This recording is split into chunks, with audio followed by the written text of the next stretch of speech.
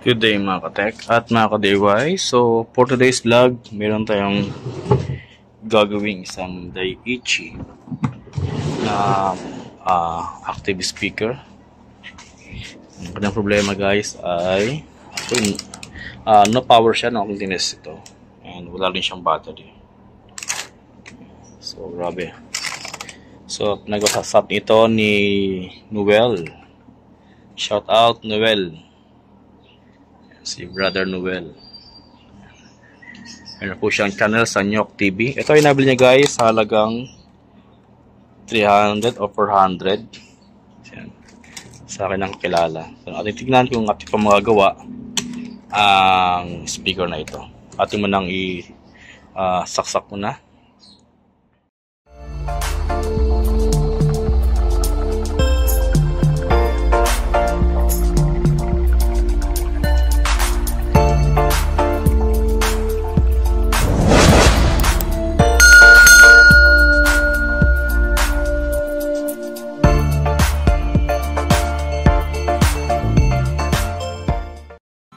Yan, so okay guys, atin na nasaksak. Actually, bakit nga pala may ganito? Kasi wala na yung kanyang mga tornilyo dyan.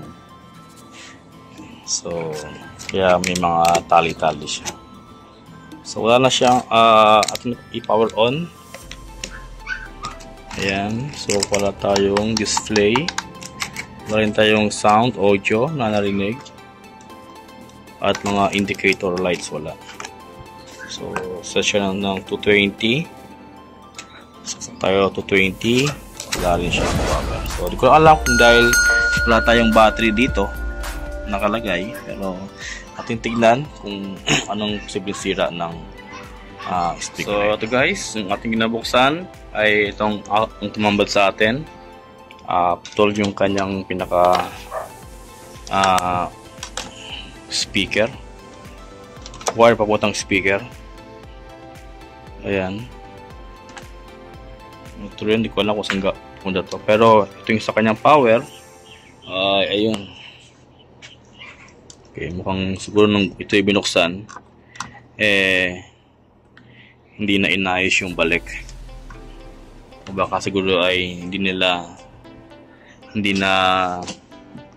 napagtyagaan. Kaya ayun, iniwan nilang na ganito. So, alam ko guys kung saan to. Pero may ating i-trace kung saan pupunta yung mga wire na tool dito. Okay. Ayusin ko lang muna guys itong pinaka na niya, connector. So yun guys, ito palang wire dito ay ito pala yung wire para sa battery. Ayan. Doon ang aking chinek yung kanyang secondary supply. Nakita ko na wala din siyang supply ng secondary, so chinek ko yung kanyang fuse. Yan. Ito ay open, so chinek ko siya sa tester. Ayun, so siya is rig na rin, kaya pala siya walang power. So okay siya.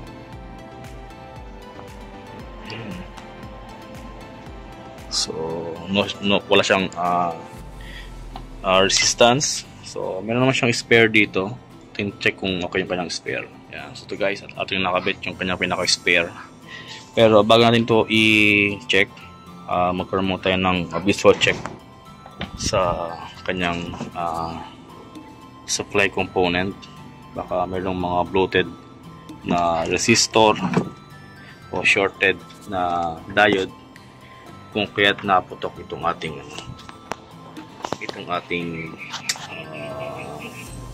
fuse.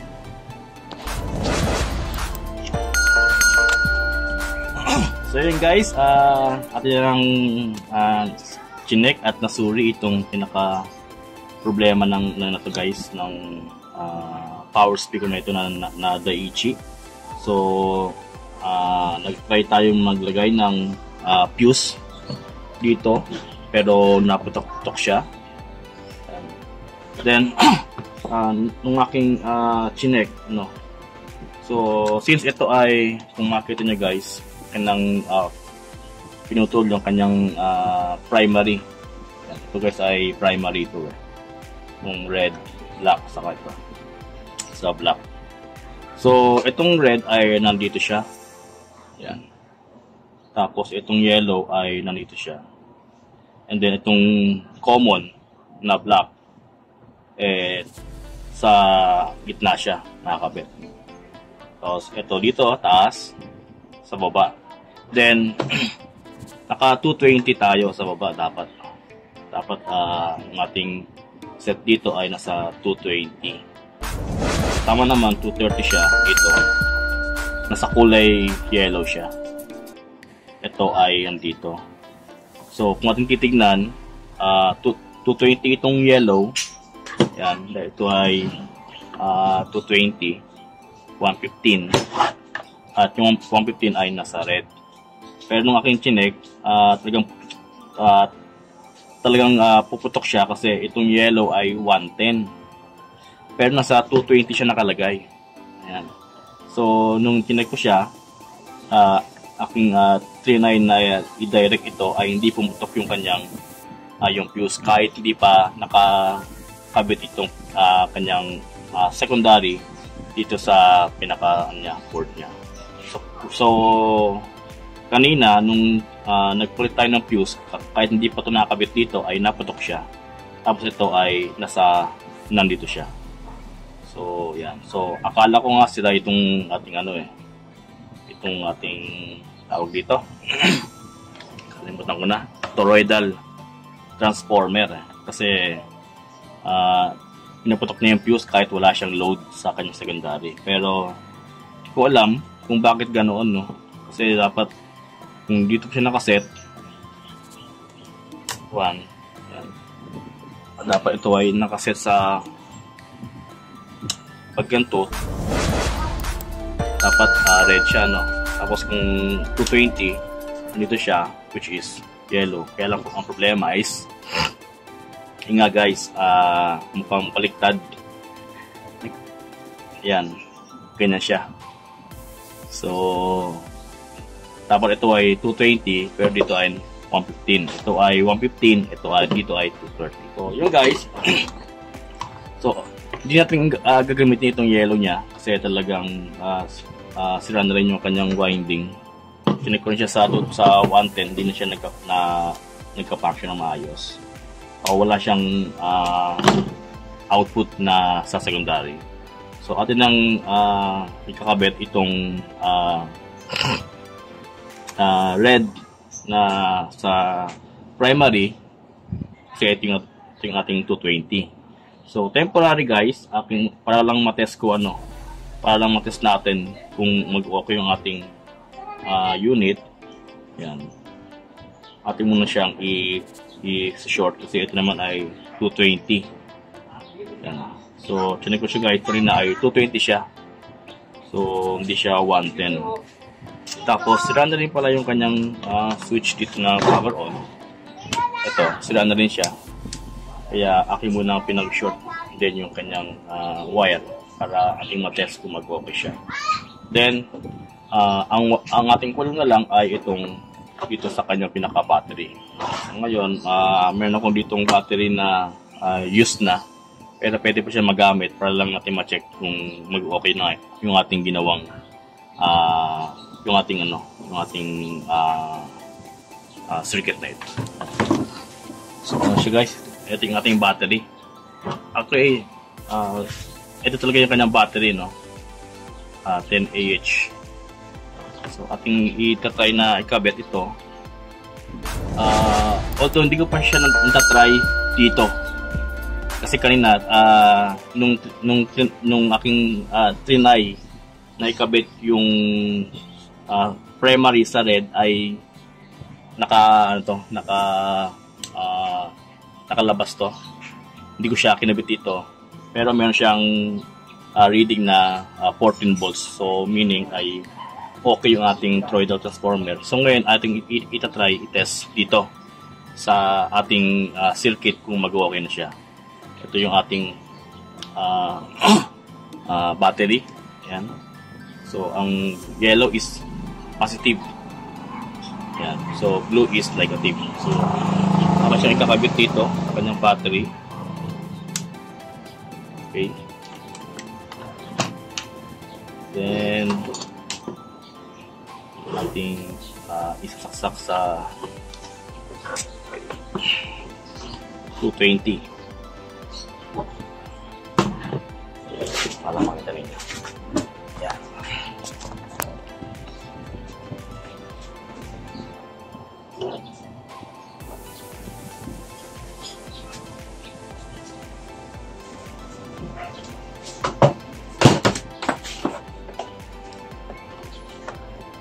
So ito guys ay automatic na mag-on to kasi atin ang pinag-short yung kanyang ano dito, switch.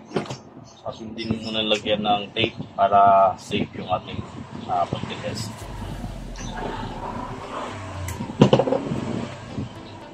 Siya nga pala guys, kung di pa kayo nakasubscribe ay kindly like, share and subscribe sa ating channel para makita tayong mga videos na magawa dito sa ating channel na ito.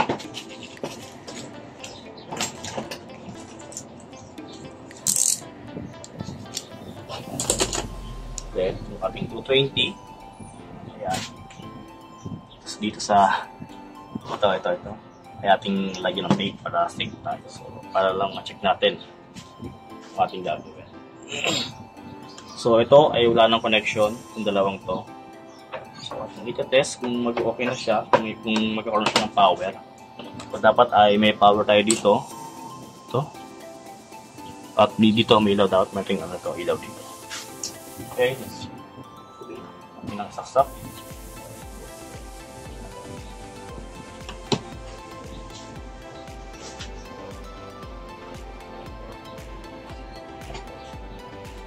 Yun. Ayun guys, may power. Yun o. Okay guys, yung ating ginawa, no? So, ito lang yung nakakapagtaka bakit parang mali yung kanyang wiring dito, no? Yung kanina yung ating video, diba? Nandito yung red, nandito yung yellow. Pero yung yellow ay parang 110 lang siya. Ang 220 ay yung red natin. So, okay yung ating power. Power dito. Ngayon, ating i-test guys kung meron naman siyang sound para talagang makita natin na okay na yung ating ginawa at wala problema sa kanyang board. Kundi ang problema lang ay nandito lang sa part na ng dalawang ito, no? So ating lagay ng speaker. So guys, ayan ating speaker. So ating nakakabit, check kung mag-okay siya. Ating mo nang i-power off. So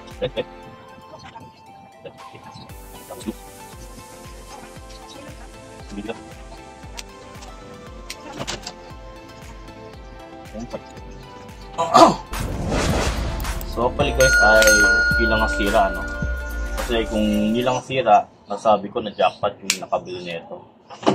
So halagang 300, meron na siyang magandang speaker. So Daiichi ang brand, kaya maganda yung guys speaker na ito. Guys, tingin test kung meron siyang sound. Okay, power on.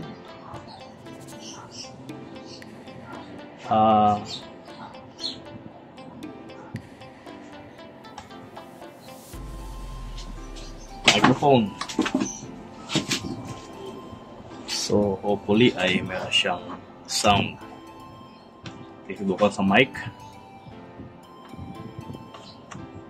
Okay. Low sound. Uy. Low. Sound check. Sound check. Test mic 1, 2. Sound.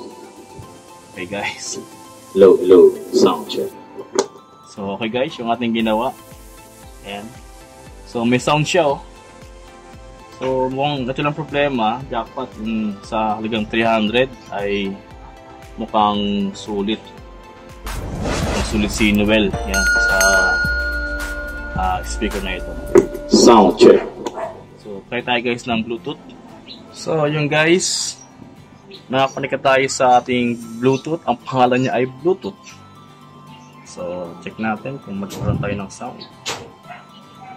Siyempre doon tayo sa ating videos.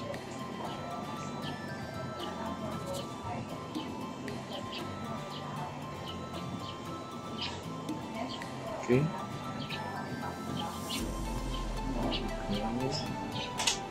Ng sounds.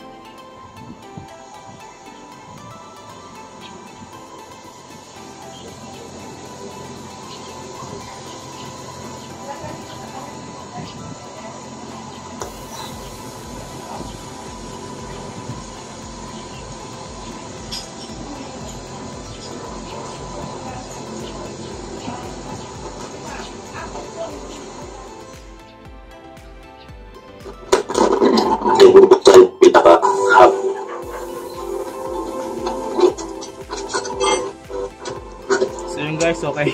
Medyo ano lang dito guys. Okay na yung ating sounds. Medyo ano lang dito guys, oh. Medyo mid lang ng ano. There's really no better time than now to take your productivity to the next level. Grammarly is offering 50% off all Grammarly Pro plans for a limited. Yan.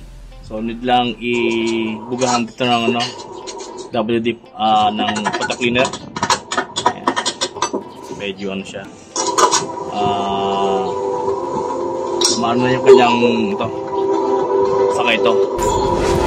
Itong pinaka selection ng line saka MP3. Ayan, medyo na siya. Kailangan bugahan ng contact cleaner. Pero yun guys, okay na.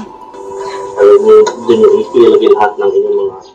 So yun guys, okay na yung ating ginawa, no? It sounds na siya, okay yung kanyang Bluetooth, okay yung kanyang mic. CBN, ang problema ng kanya guys ay itong dalawang ito. Yan. So ito lang guys yung kanyang problema. So di ko alam kung paano nangyari.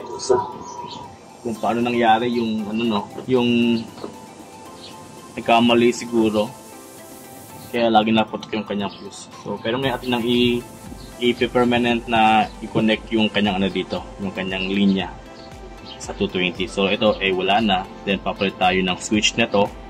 Then yun, okay na yung ating active speaker na ito. So mamaya ating i-test ulit kapag atin nang kabit lahat ng tornilyo at malinis na itong pinaka natin active Bluetooth active speaker na tayo. So yun guys, okay na yung ating ginawa. Ang show.